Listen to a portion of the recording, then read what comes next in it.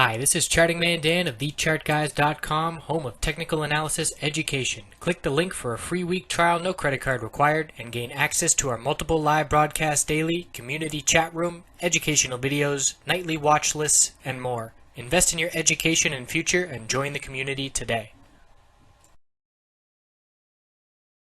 Hey everyone, looking at the biotech sector on the daily and weekly time frame. And first off, I want to start off by saying if you want to cover the biotech sector, you need to be well aware of what's going on in the S&P 500.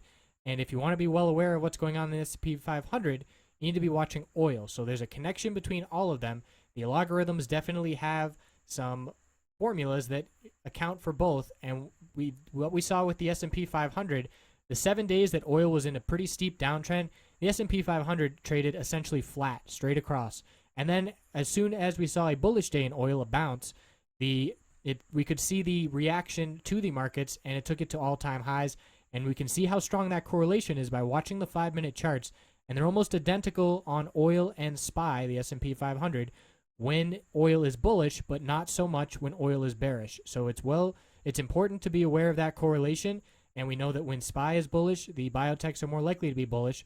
So what we have here is a bearish reversal candlestick at the top of an uptrend at upper Bollinger Band resistance and no confirmation. And we didn't get that confirmation because Friday was the day that oil bounced and also the day that the S&P 500 reacted to that and hit new all-time highs. So we have a higher low and a higher high back above the upper Bollinger Band of 61.98 and seeing a nice long uptrend here. Looking at the weekly on XBI, very clearly higher lows and higher highs pretty much all of 2016. Close at the high of the week, breaking out of this weekly upper Bollinger Band and looking at 64.43, that 100-week moving average resistance.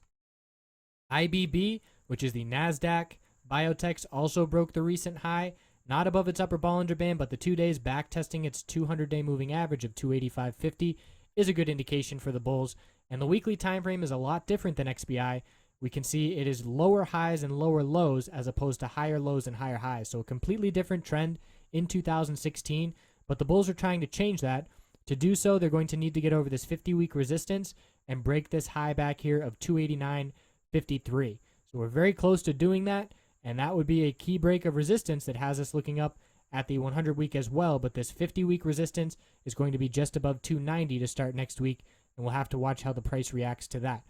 So the ETFs to play these biotechs, LABU, always looks very similar to XBI because that is what it tracks. So same kind of candlestick being negated and seeing a close above the upper Bollinger Band in breakout mode, higher lows and higher highs, and there's not a whole lot of weekly resistance here for LABU. This 50-week dropping down, so we need to watch the resistances on XBI to get a good gauge of what to expect. LABD breaking $30 support was the big red flag for bulls. You can see the lower high and lower low downtrend. So LABD is a bear of the biotechs. And since its inception, look how many times we bounced off $30 or just below it. 1, 2, 3, 4. Closing below it was a red flag. And right here, we now see that continuation to the downside on increasing bearish volume. So we broke the all-time low of $24. And this is a falling knife if there ever was one. All-time lows, no support levels, all psychological. And we're going to see LABD continue to drop and eventually have a reverse split because there is time decay, and that is what these ETFs always do to remain trading instruments. And I say trading, not investing. You do not want to be investing long-term in these ETFs. Time decay is going to eat away at your money. So that is what we're looking at heading forward. As long as the S&P 500 remains hitting higher highs and new all-time highs, the biotech bulls will benefit. And we saw just the first bullish day of oil, a bullish reversal candlestick. So if that continues into early next week, we should see the markets continue to head higher with new all-time highs as well. So it's important to notice that correlation between oil, the markets, and the biotechs which are in the markets, and make sure you're watching all of those if you want to be truly informed on the day-to-day action. I appreciate you watching. Have a great weekend.